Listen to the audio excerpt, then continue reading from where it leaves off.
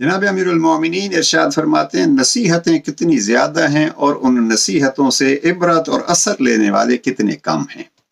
खूबसूरत सा फरमान जनाब अमीर अलैहिस्सलाम का। इसकी मुख्तसर सी शरह की है बड़े खूबसूरत अल्फाज में अल्लामा मुफ्ती जवाहर हुसैन मरहूम ने।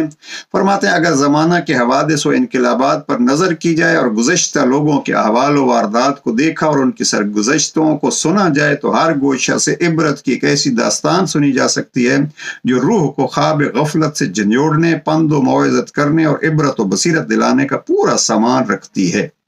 चुनाचे दुनिया में हर चीज का बनना और बिगड़ना, फूलों का खिलना और मुरझाना, सब्जे का लहलहाना और पामाल होना और हर जर्रा का तगय्युर और तबद्दुल की आमाजगाह बनना ऐसा दर्स इबरत है जो सराब जिंदगी से जाम बका के हासिल करने के तवक्कुआत खत्म कर देता है, बशर्ते कि देखने वाली आंखें और सुनने वाले कान इन इबरत अफजा चीजों से बंद न हों।